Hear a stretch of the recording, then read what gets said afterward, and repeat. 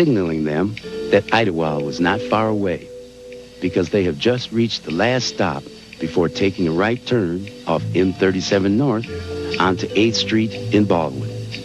Once on 8th Street, you know that when you pass the fish hatchery, you're on Baldwin Road. That's when the anxiety would begin, because the fun and activities of Idlewild were just minutes away.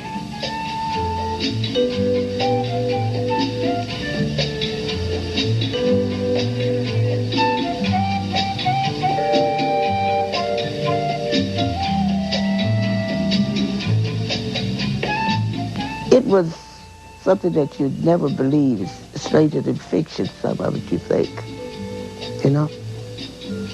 And we, at parking, everybody had a Cadillac, just about all big cars. You never took your keys out. You pull up there, that's it. We had a fellow, he's still living there. Oh, he's a McKinney. He lives out in Woodland Park. He would make, you know, he said, just pull it up. That's it, pull your car up, pull your car up. They'd be lined up all the way around to the bridge, you know, guys trying to get in, double people. You know, trying to get in there to see the show. In the 50s along the Gold Coast, the principal street that ran around the lake, one wouldn't be a bit surprised if you'd see maybe a Dr. Daniel Hale Williams, ward politicians out of the Chicago area. It wouldn't be unusual to see Joe Louis up there. We're talking about the who's who of Black America, especially Midwestern America, had property in Idlewild, and they spend time there. And for the younger people, from the Flamingo Bar on the island, right across from the nightclub, they had a skating rink. So the young kids could skate, and the older people could go to a nightclub for a show, and they come and get the kids. Plus, we was on the beach, you know. It was vacation time, yeah. We had basketball stars, lawyers, doctors, pilots, people that made money in the city and that came here to enjoy themselves, to come up into the woods to entertain for the summer, and a few for the winter. But most they came for the entertainment and to get out the city. And it was beautiful people. A lot of beautiful people, Well, it had a significant impact on everyone's life because, one, Idlewild was the mecca of Black success in the Midwest and possibly in America. Anybody who was anybody in the Black community had either been to Idlewild or was coming to Idlewild or heard of Idlewild. It was the largest, oldest, most prestigious Black resort in America. It had 2 clubs. You take some of the other places, Martha's Vineyard wasn't even thought of. You take, in Indiana, there's a place, I can't even think of the name of it now, French something, or not French Lick, but another place up near Fort Wayne. Again, just a small little enclave. Idlewild was a mecca. At that time, there was you could rent a paddle boat and paddle around the lake. They even had a good-sized speedboat that you could go on a cruise around Idlewild Lake at that time. Yeah, and you could go horseback riding. Sarge had horseback riding on the south end of the lake. Just tons of things to do. People basically were sort of swingers-like, and I would say young. Well, it cut across all ages, young to the old. If you just wanted to have a good time, to have some fun, come to Idlewild.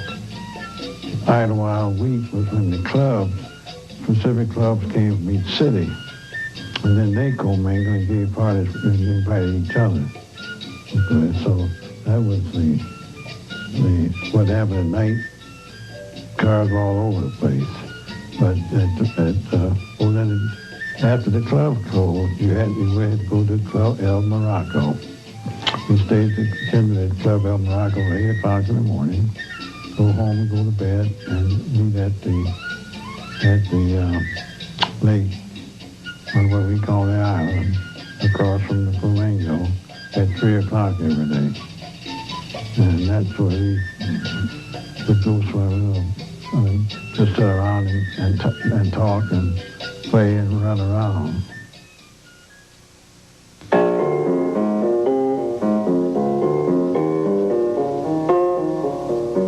In 1912, the Idlewild Resort Company was founded by E.G. Branch. Idlewild Lake then was known as Crooked Lake, but the members of the company preferred the name Idlewild Lake. Some say the name was synonymous with the intentions of the group to have the men idle and the women wild. The Idlewild Resort Company originally consisted of E.G. Branch, Adelbert Branch of White Cloud, who happened to be white, and H.E. Wright and W.M. Lemon of Chicago, who were African Americans. They ran the sales department for the company. 3 years later, in 1915, Leila Wilson and husband Herman O. from Chicago bought 80 acres of land surrounding what they aptly named Paradise Lake. They built a hotel, a grocery store, and a Paradise nightclub, bringing paved roads and electricity to the area for the first time. The Wilsons were African Americans. At this time in history, Europe was at war, and the United States would soon be committed to the effort. In 1918, many African Americans would be leaving for France, even though the armed forces were segregated. Also at this time, many African Americans were moving to the north to enjoy the fruits of the Industrial Revolution. They were finding employment in cities like Detroit, Chicago, Indianapolis, and Cleveland. But segregation was still a part of life. Even though many had expendable incomes, they couldn't frequent white-only establishments.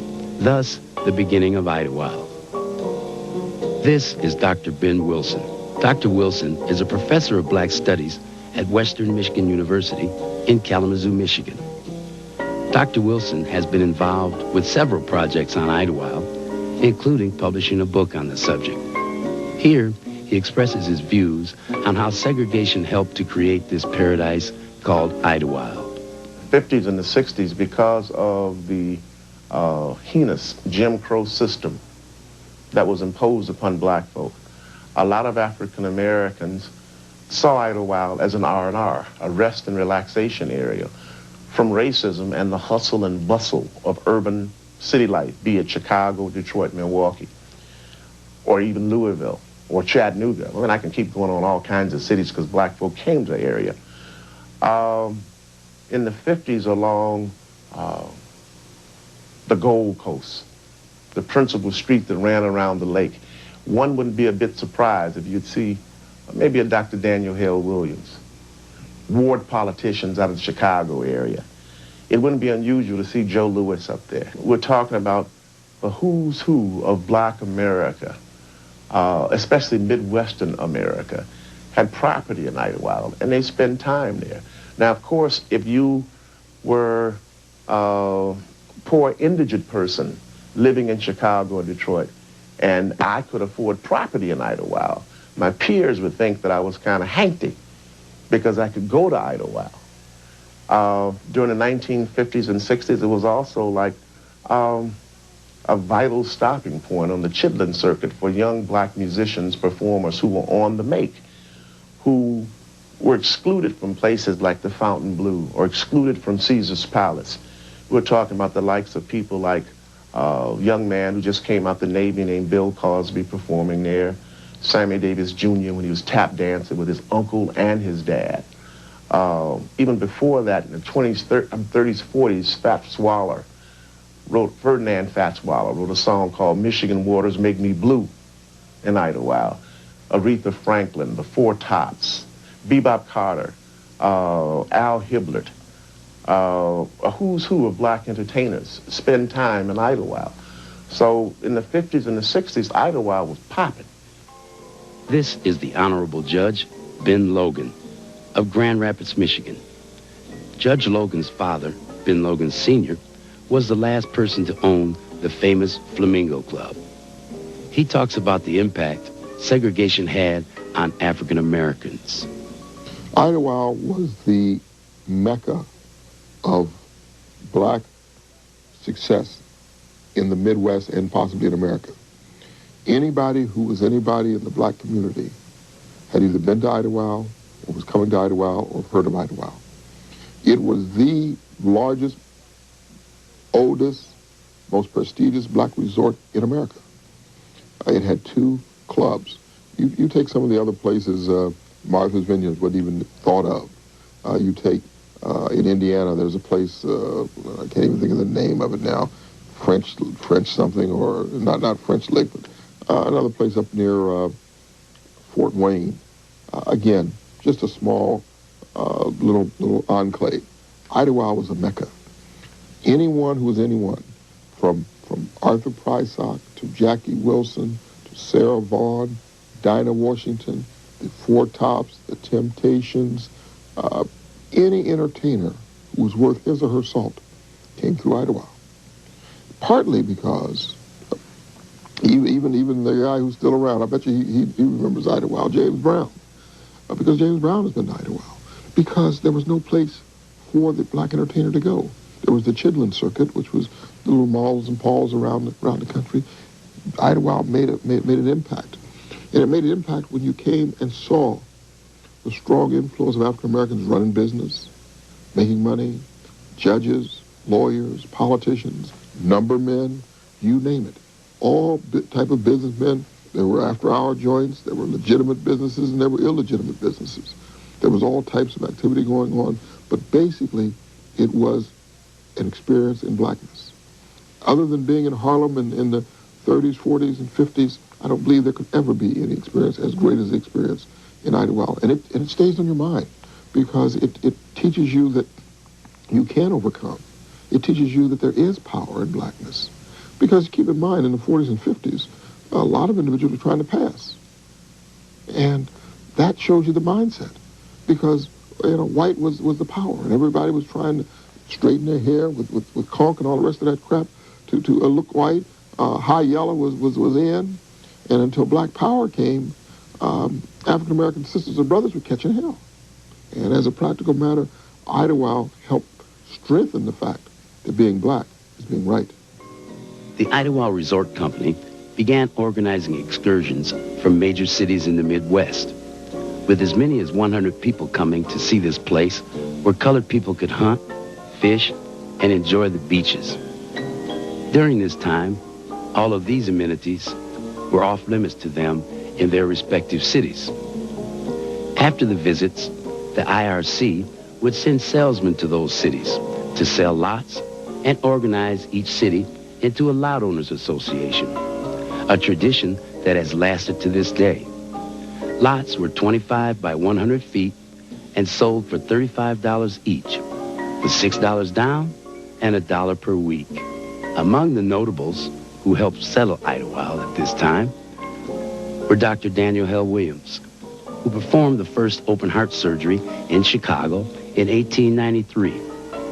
Dr. Williams's prominence brought other well-known African-American entrepreneurs to Idlewild, such as the first African-American female millionaire, Madam C.J. Walker, who bought her land from Dr. Williams. Other prominent African-Americans who purchased land at that time were W.E.B. Du Bois, founder of the NAACP and first editor of the Crisis magazine. Alfonso Lewis is an attorney who has been going to Idlewild since 1938. He has fond memories of the Lot Owners Association. At that time, there were clubs, groups from each city, each of like 6 cities that would come up, and they would generally live in the same motel, the same area. Of course, some of them also had cottages, so that you would have cottage parties. So-and-so would have a party, and so-and-so would have a party. Sometimes it'd be 2 or 3 a day. And then at night, each club would have a party. Now, in later years, the Detroit Idlewilders finally built the Idlewilders Club on Lake Idlewild, over in this, would have been the south-northeast corner of Lake Idlewild, which is a very nice club. But then the other club